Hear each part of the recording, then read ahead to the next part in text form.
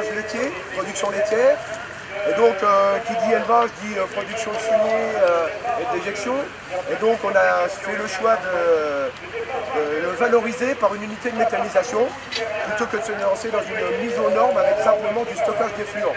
Donc, on a dit, on a une opportunité. Donc, ici, l'unité de méthanisation qui est derrière, hein, on va aller la voir, on est sur un poste d'injection de gaz. Ce n'est pas une unité de méthanisation de production d'électricité. Parce qu'il y a deux sortes, production d'électricité ou injection dans le réseau urbain. Ici, on est en injection dans le réseau urbain, parce que Commercy peut absorber notre production de gaz. Voilà. Donc on va faire une petite traversée de ferme au milieu. On va y aller tranquille pour ne pas faire trop peur aux vaches non plus, parce que là vous êtes beaucoup nombreux. Et pour comprendre un peu d'où ça vient. Et puis une fois qu'on sera à l'autre côté, je vous ferai un peu l'explication plus précise de ce qu'on va mettre dans l'unité de méthanisation.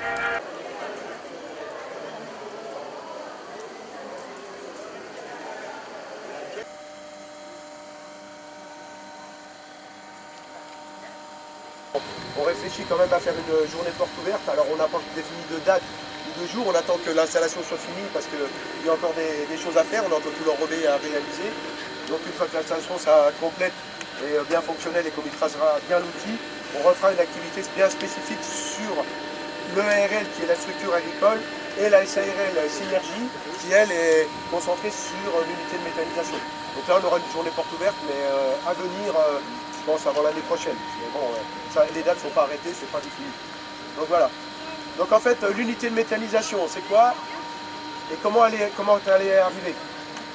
On a une structure agricole avec une production laitière de l'élevage, avec donc de nombreux animaux.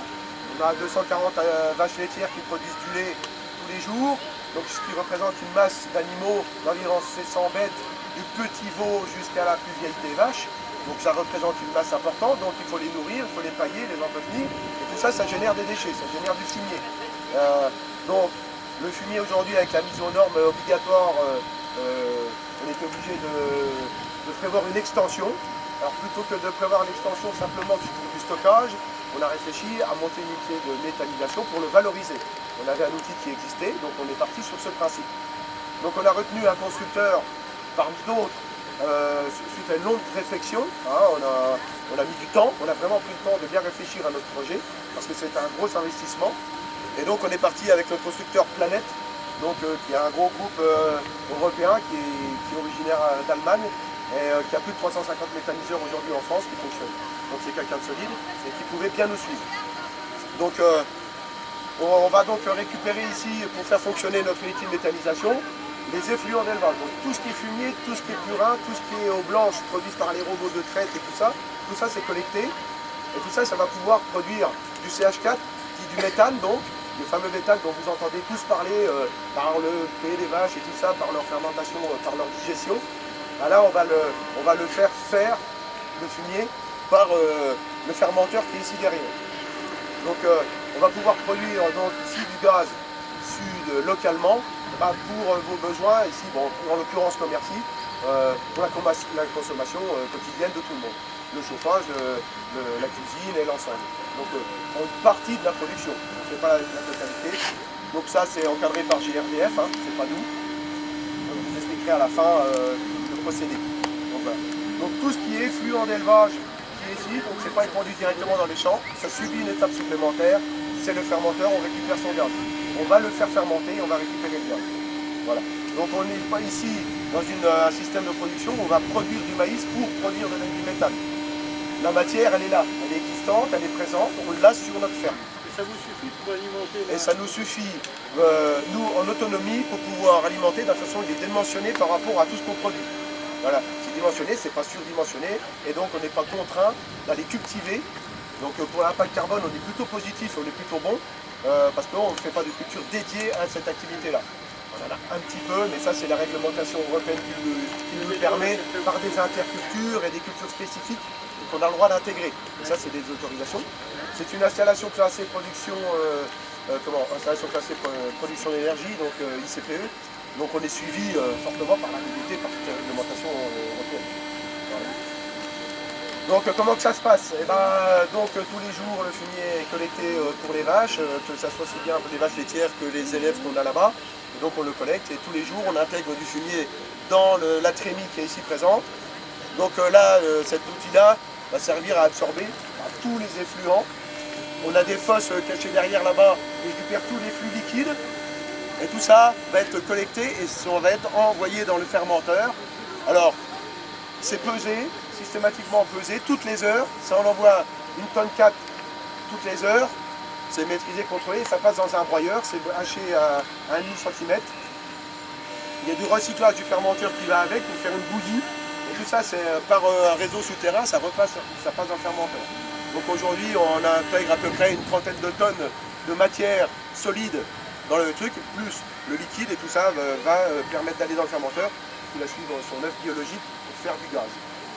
Donc voilà, alors donc tous les jours, bon là c'est pas ménagé, mais il faut charger cette fameuse trémie. C'est vous qui chargez? Alors voilà, donc tous les jours, ça prend à peu près 1 heure pour pouvoir charger.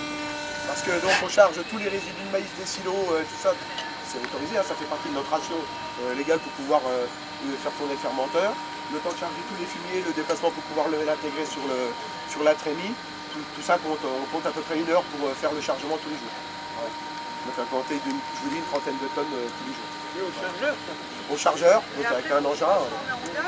Donc après, le fonctionnement proprement dit, donc là c'est la matière brute, donc ça, vous voyez, vous l'entendez en ce moment, elle est en train de tourner là, hein, toutes les heures elle tourne, donc elle est en train de tourner. Et donc derrière on va faire le tour là, et je vais vous montrer, on a un broyeur qui va collecter toute la matière, qui va le broyer, le faire en petite bouillie, et là ça partira. Et l'opération biologique de production de gaz se fait dans le fermenteur, et je vous expliquerai comment ça fonctionne à côté.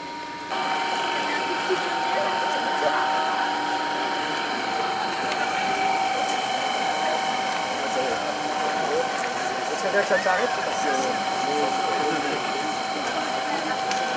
ça va pas s'arrêter tout de suite, j'ai commencé. Ouais, j'ai essayé de pousser la voie, mais je suis un peu juste. Encore 900 kilos, je crois. Ouais, non mais il faut pas la peser qu'il y a dessus là-bas. Ah bon? C'est pas la pesée qui arrête? Si, c'est pesé, mais c'est une quantité pesée toutes les heures. Et ben je crois qu'il reste 900 kilos. Donc là, il doit rester la moitié à pousser. Donc là, le fonctionnement, je l'ai dit, donc tout ce qui vient d'exploitation, on le met dans la trémie. Dans la trémie, ça va passer par cet appareil qui est derrière vous là. La machine qu'on entend qui fait un peu de bruit, mais elle va tourner encore une bonne dizaine de minutes là. Donc si j'attends qu'elle s'arrête, ça va être un peu trop long. Donc ça passe dedans, tout est broyé, il y a un recyclage du fermenteur qui passe. Ça permet d'avoir du liquide pour pouvoir permettre le broyage et le circuit, le truc. Donc c'est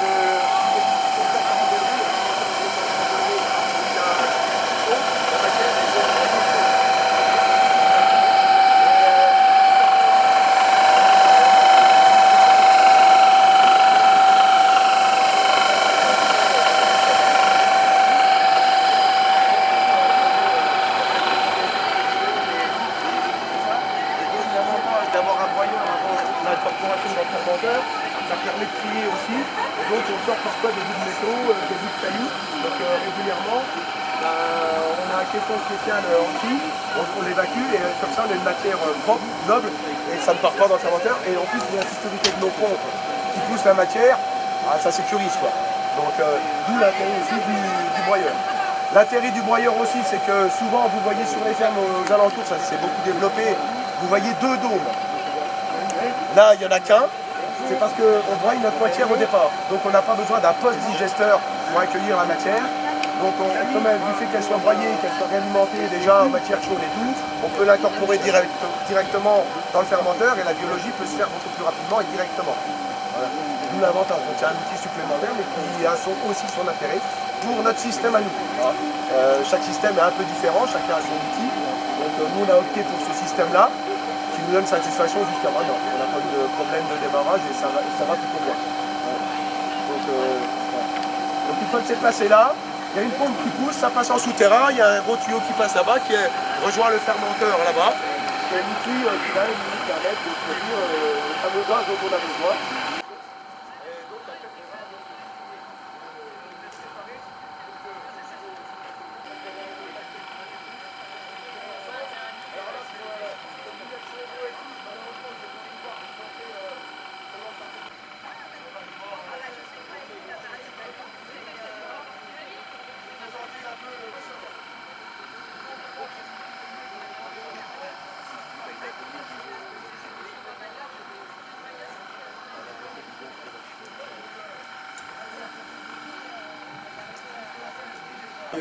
Donc voilà. Mais ça, en termes d'inquiétude par rapport à d'éventuels problèmes, je peux vous dire... C'est la réglementation. Ouais, on est hyper strict sur réglementation, on est hyper contrôlé, hyper suivi, et pendant la construction et même après. Je peux vous dire que là, voilà, il n'y a pas d'écart possible, je pense que... Ou alors après, il y a vraiment un gros dysfonctionnement de l'administration aussi. Ouais. Ouais. Quand vous dites que vous séparez les gaz, qu'est-ce que vous faites des autres gaz? Alors les autres gaz, il va y avoir plusieurs sortes de gaz, donc je vais parler des principaux. On va essayer de garder essentiellement le CH4, donc le méthane, c'est celui qui va servir donc, pour le réseau urbain, c'est celui qui intéresse tout le monde, hein, donc il soit plus pur. Après dedans, il y a du soufre. Le soufre, c'est le gaz aussi qui fait les odeurs. C'est ce que vous sentez quand on épandait le fumier avant, parce que maintenant, ce qu'on va épandre sentira beaucoup moins, et vous le verrez tout à l'heure là-bas. Vous aurez au moins cet avantage aussi qui fait partie des gros avantages de l'unité de méthanisation, c'est que tous les effluents d'élevage qui vont sortir sentent quasiment plus rien. Parce que ceux qui sont enfouis directement. on capte le soufre, alors de deux manières. On capte le soufre dans le fermenteur. Après, il y a des brevets sur les constructeurs. Alors, je ne peux pas aller trop loin non plus pour protéger leurs brevets, mais dedans, il y a grosso modo, il y a un filet qui a été installé. On injecte un tout petit peu d'oxygène, normalement c'est un aréolien, mais un tout petit peu d'oxygène pour permettre de cristalliser le soufre qui va se fixer sur la toile, sur le filet, ce qui va permettre de le passer de l'état gazeux à l'état solide. Et à l'état solide, il va retomber dans le fermenteur, dans la forme solide, liquide. Et donc celui-là sera déjà capté et donc partira dans le digestat et donc à terme sera épandu dans les champs et tout. Et c'est plutôt bénéfique parce que c'est intéressant aussi pour les cultures. Et l'autre, il reste toujours une forme gazeuse. Et là, on le verra par la suite quand j'irai vous présenter l'épurateur. Où là, c'est pareil, on trie tout le gaz. Parce qu'il y a aussi d'autres gaz, il y a de l'ammoniac, il y a du CO2, il faut retirer l'oxygène, il faut retirer toute l'eau qui est aussi présente dans le gaz. Donc on verra ça dans l'étape après. Hein. Là pour l'instant on est dans l'incorporation, dans la production des gaz. Après je vous expliquerai un peu plus dans le détail comment on trie tout ça. Ça fait l'objet d'un conteneur particulier bien spécifique avec un professionnel dédié à cette activité-là. Là, c'est plus le constructeur Planète qui fait la fermentation, c'est une boîte bien spécifique qui s'occupe de ça. C'est des professionnels bien implantés qui font ça. On va passer derrière, on va aller voir la suite.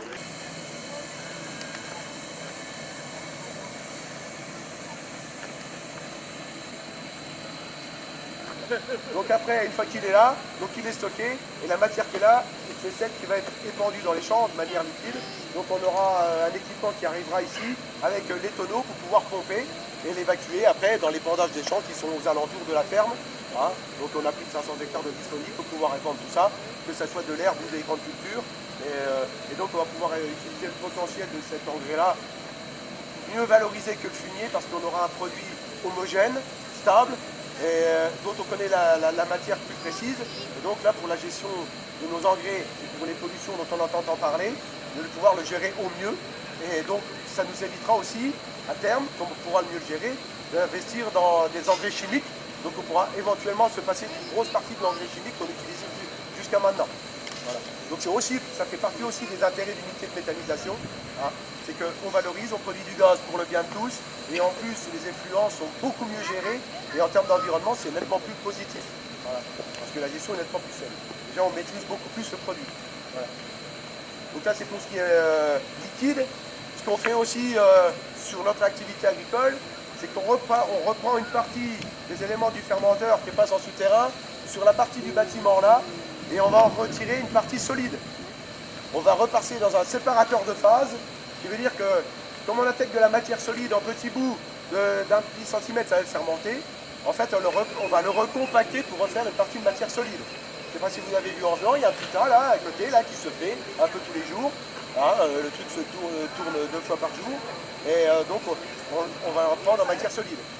Tout l'intérêt de la matière solide, c'est aussi par rapport à une réglementation. On ne peut pas mettre du liquide partout en France. Donc il y a des zones où on ne peut pas. Les grands dévers, les situations météo et tout. Et puis certains types de sols qui vont privilégier plutôt des apports de matière solide pour la bien-être de la biologie du sol. Donc on a fait le choix aussi de faire de la matière solide qui sera épandue donc avec un épandeur large aussi. Et donc c'est aussi un produit intéressant parce que c'est une matière qu'on maîtrise parfaitement parce qu'on connaît ses valeurs et surtout son homogénéité. Voilà. Donc là, vous l'entendez, elle se met en route, hein, donc dans la matière. Et bon, quand j'aurai fini la présentation, à la limite, je vous invite à aller voir et à vous approcher. vous voyez ce que c'est que le fumier, comment ça sent et comment c'est désagréable. Là, je vous inviterai à aller voir, elle est à proximité, limite pour les courageux d'en prendre et de le sentir. Vous allez voir, ça sent plus le fumier, hein. Et ça sent très peu. Il y a une petite odeur, mais c'est pas désagréable et c'est loin d'être ce qu'on sent habituellement quand on n'est pas du fumier, quoi. Mais bon, voilà. Mais déjà, l'odeur, vous verrez, voilà. En termes de confort olfactif, lors des épandages, ça va être quelque chose.